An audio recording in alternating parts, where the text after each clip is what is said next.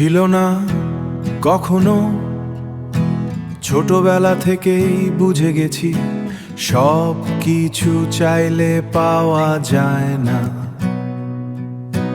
কখনো চুপচাপ বসে থেকেছি,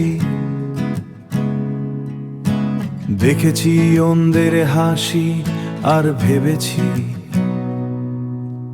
আমার জীবনে এত নীরবতা কেন। সবাই নিজের গল্প নিয়ে ব্যস্ত,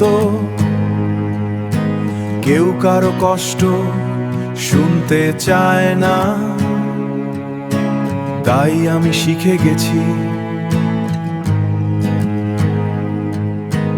নিজের ব্যথা নিজেকেই বুঝতে হয়। অনেকবার পড়ে গেছি, অনেকবার ভেঙে গেছি ভেতর থেকে, অনেকবার ভেঙে গেছি ভেতর থেকে।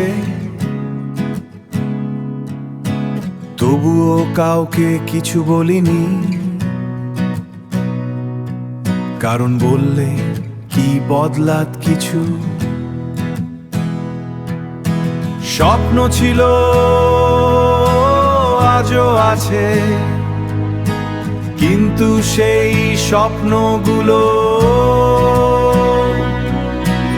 এখন আর আগের মতো উজ্জ্বল নয়।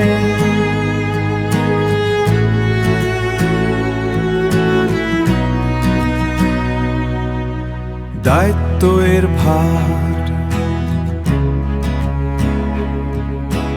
ধীরে ধীরে সবকিছু ঢেকে দিয়েছে। হাসি আছে ঠিকই, হাসি আছে ঠিকই,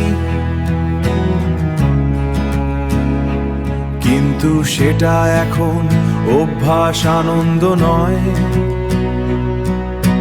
দিনভর নিজের সাথে যুদ্ধ, রাতভর চিন্তার ভিড়, তবুও সকাল হলে আবার নতুন করে শুরু। তাই চুপচাপ চাপা দিয়ে ভালো আছি, কিন্তু সত্যিটা হলো আমি প্রতিদিন একটু করে নিজেকে সামলাচ্ছি। ততদিন পর্যন্ত আমি থামবো না, আমি ভাঙবো না, আমি লড়াই চালিয়ে যাব, কারণ আমার গল্প এখনো শেষ হয়নি।